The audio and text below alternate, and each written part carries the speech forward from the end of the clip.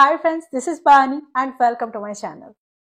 বন্ধুরা, আজকে আমি তোমাদের জন্য কিছু ইম্পর্টেন্ট 12 ওয়ার্ডস নিয়ে এসেছি। দেখো, বাংলায় আমরা প্রায় বলে থাকি ঘরে ঘরে এটা ছড়িয়ে পড়েছে, আমি তোমাকে হাড়ে হাড়ে চিনি। মনে মনে সে এটাই ভাবছিল। তো এই ধরনের কথা আমরা সেন্টেন্সে কিভাবে বলবো, অর্থাৎ যখন বাংলায় আমরা এই ধরনের অর্থ করব, সেই বাংলা সেন্টেন্সগুলোকে আমরা ইংরেজিতে ট্রান্সলেট করার সময় ঠিক কিভাবে তৈরি করব, এটা নিয়ে আমরা বেশ কনফিউজড হয়ে যাই, আর সেন্টেন্সগুলোকে আমরা ঠিক করে ব্যবহার করতে পারি না। তো আজকে আমরা এরকম কিছু স্ট্রাকচার দেখবো, এরকম কিছু ডুয়েল ওয়ার্ডস দেখবো।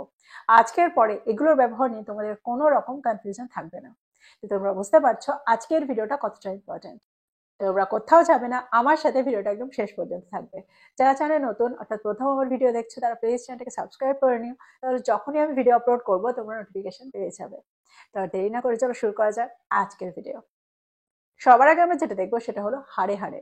আমরা প্রায় বলে থাকি আমি তোমাকে হাড়ে হাড়ে চিনি। ব্যাপারটা আমি হাড়ে হাড়ে বুঝতে পেরেছিলাম। তার অর্থ হলো পুরোপুরি জানা বা পুরোপুরি চেনা, পুরোপুরি বুঝতে পারা। এরকম অর্থে আমরা সেন্টেন্সে ইনসাইড আউটের ব্যবহার করতে পারি। তো যদি আমি বলি আমি তোমাকে হাড়ে হাড়ে চিনি, তাহলে সেন্টেন্সটা কি হবে? I know you inside out. I know you inside out. আর একটা এক্সাম্পল দেখো, সে তাকে হাড়ে হাড়ে বুঝেছিল। সেন্টেন্সটা কি হবে? She understood him inside out. She understood him inside out. আমরা এটাও বলতে পারি she got him inside out. She got him inside out. তো এই সেন্টেন্স দুটোর মধ্যে দিয়ে তোমরা বুঝতে পারলে হাড়ে হাড়ে বোঝাতে আমরা ইনসাইড আউটের ব্যবহার করতে পারি। এবার আমরা দেখবো পরেরটা। আমরা প্রায় বলে থাকি গ্লাসটা জলে কানায় কানায় ভর্তি, পুকুরটা কানায় কানায় ভর্তি। বৃষ্টি হওয়ার পরে পুকুরটা কানায় কানায় ভরে গেছে। তো এরকম অর্থে আমরা সেন্টেন্সে কিসের ব্যবহার করব, কোন স্ট্রাকচারটা ব্যবহার করব? এখানে আমরা টু দ্য ব্রিমের ব্যবহার সেন্টেন্সে করব, টু দ্য ব্রিম। এক্সাম্পল দেখো, যদি আমি বলি জলের ট্যাঙ্কটা কানায় কানায় পূর্ণ, তাহলে সেন্টেন্সটা কি হবে? The water tank is filled to the brim. The water tank is filled to the brim. আর একটা এক্সাম্পল দেখো, কাপটা চায় কানায় কানায় পূর্ণ। এই সেন্টেন্সটাকে আমরা কিভাবে বলবো? দেখো, এখানে কিন্তু আমরা বলছি কাপটা চায় কানায় কানায় পূর্ণ। সেন্টেন্সটাকে ভালো করে লক্ষ্য করো। সেন্টেন্সটা কি হবে? The cup is filled to the brim with tea. The cup is filled to the brim with tea. পুকুরটা জলে কানায় কানায় পূর্ণ। The pond is filled to the brim with water. The pond is filled to the brim with water. তোমরা বুঝতে পারলে সেন্টেন্সে যখন আমরা বোঝাবো কানায় কানায়, তখন আমরা টু দ্য ব্রিমের ব্যবহার সেন্টেন্সে করতে পারি। এবার আমরা দেখবো পরেরটা। পরেরটা হলো হাজার হাজার। দেখো, হাজার হাজার বোঝাতে আমরা থাউজেন্ডস অফ সামথিং এর ব্যবহার সেন্টেন্সে করতে পারি। আমরা বলতে পারি thousands of people, thousands of animals, thousands of trees. Sentence দেখো তোমরা আরো ভালো করে বুঝতে পারবে। হাজার হাজার মানুষ দারিদ্র্যের মধ্যে বসবাস করে। Thousands of people live in poverty. Thousands of people live in poverty. যদি আমি বলি এই জঙ্গলে হাজার হাজার প্রাণী বসবাস করে, তাহলে সেন্টেন্সটা কি হবে? Thousands of animals live in this forest. Thousands of animals live in this forest. এবার প্রশ্ন হচ্ছে, আমরা যদি হাজার হাজারের পরিবর্তে শত শত বলি, শ শ বলি, তাহলে আমরা সেন্টেন্সে কিসের ব্যবহার করব? দেখো, এখানে আমরা বলবো হান্ড্রেডস অফ সামথিং। যদি আমি বলি গত বছর শত শত গাছ কাটা হয়েছিল, তাহলে সেন্টেন্সটা কি হবে? Hundreds of trees war cut down last year. Hundreds of trees war cut down last year. পরেরটা হলো সারি সারি। দেখো, সারি বোঝাতে আমরা রোর ব্যবহার সেন্টেন্সে করে থাকি। তো সারি সারি বোঝাতে আমরা রোজ অফ সামথিং এর ব্যবহার সেন্টেন্সে করব। এক্সাম্পল দেখো, মাঠের মধ্যে সারি সারি ফুল রয়েছে। There are rows of flowers in the field. There are rows of flowers in the field. তো তোমরা বুঝতে পারছো সারি সারি বোঝাতে আমরা রোজ অফ সামথিং এর ব্যবহার সেন্টেন্সে কিভাবে করছি। এবার আমরা দেখবো পরেরটা। যদি আমি বলি নদীর তীরে সারি সারি গাছ রয়েছে, তাহলে সেন্টেন্সটা কি হবে? There are rows of trees along the river bank. There are rows of trees along the river bank. এবার আমরা যেটা দেখবো সেটা হলো জোরে জোরে। দেখো, এখানে আমরা দুটো ওয়ার্ডের ব্যবহার সেন্টেন্সে করতে পারি। যখন আমরা কোনো কিছু পড়বো বা উচ্চারণ করব আর সেখানে আমরা জোরে জোরে বোঝাবো, তখন আমরা সেন্টেন্সে আউট লাউডের ব্যবহার করতে পারি। সে কবিতাটি জোরে জোরে পড়েছিল। She read the poem out loud. She read the poem out loud. দেখো, রিড এর তিনটে ফর্মই একই থাকে, কিন্তু যখন আমরা বলবো তখন আমরা রিড রিড রিড বলবো না, রিড রেড রেড বলবো। অর্থাৎ এখানে আমরা বোঝাতে চাইছি কোনো কিছু মনে মনে না পড়ে জোরে জোরে পড়া, উচ্চারণ করে পড়া। দেখো এখানে আমরা লাউডলির ব্যবহারে সেন্টেন্সে করতে পারি। যখন কোনো ভলিউম বাড়ানোর কথা বলি, কোনো যন্ত্র বা কোনো মেশিনের ভলিউম বাড়ানোর কথা বলি, তখন আমরা সেন্টেন্সে লাউডলির ব্যবহার করতে পারি। বা কোনো কথা জোরে জোরে বলা বোঝাতেও আমরা সেন্টেন্সে লাউডলির ব্যবহার করতে পারি।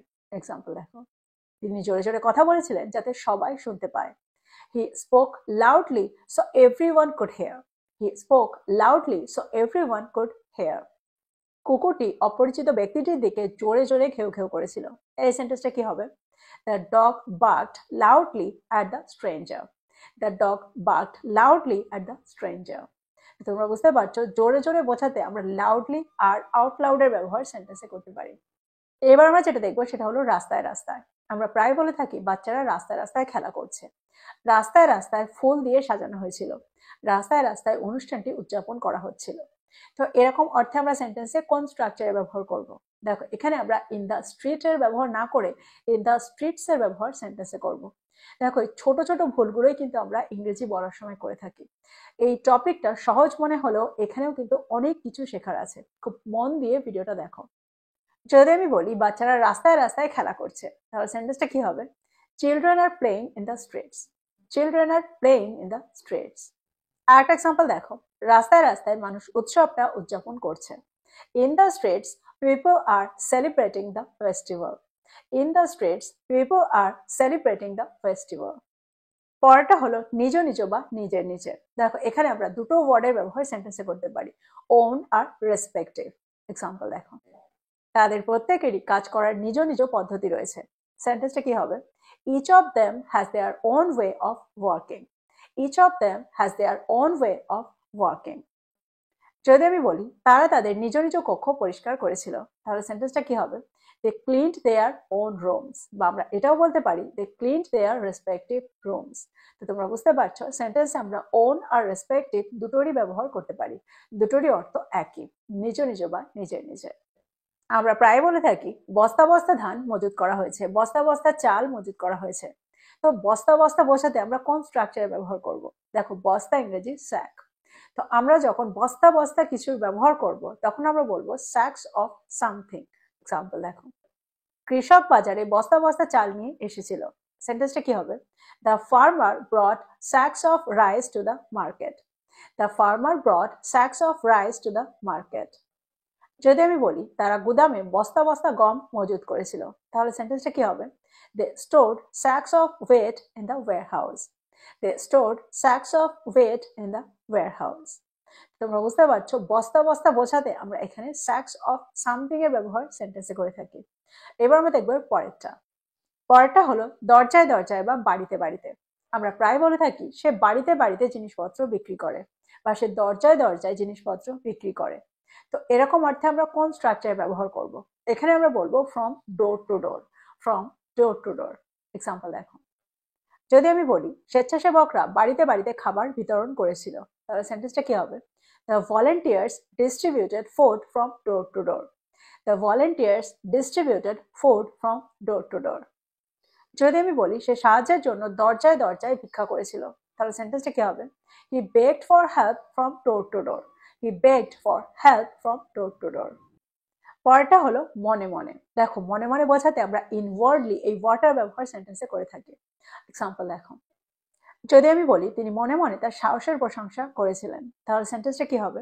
She inwardly admired his courage. She inwardly admired his courage. আর একটা এক্সাম্পল দেখো, তিনি তার সাফল্যে মনে মনে খুশি হয়েছিলেন। এই সেন্টেন্সটাকে আমরা কিভাবে বলবো? She was inwardly pleased with his success. She was inwardly pleased with his success. তো তোমরা বুঝতে পারছো ইনওয়ার্ডলিকে আমরা সেন্টেন্সে তখন ব্যবহার করি যখন আমরা বোঝাতে চাইবো মনে মনে। তো তোমরা বুঝতে পারছো এই স্ট্রাকচারগুলো কতটা দরকার, এই 12 ওয়ার্ডগুলোর সঠিক ব্যবহার জানা কতটা দরকার। তো এই ছিল কিছু ইম্পর্টেন্ট 12 ওয়ার্ডস। প্রত্যেকটা 12 ওয়ার্ডকে তোমরা নোট ডাউন করো আর এগুলো দিয়ে সেন্টেন্স তৈরি করো আর সেগুলোকে তোমাদের প্রতিদিনের কনভারসেশনে ব্যবহার করো। তো এই ছিল আজকের ভিডিও, এই ছিল আজকের টপিক। ভিডিওটা ভালো লাগলে লাইক করতে ভুলে যেও না, বন্ধুদেরকে শেয়ার করো যারা ইংরেজি শিখছে। So this is all about today. I will be back with another video. Till then, take care. Thank you for watching this video. Bye bye.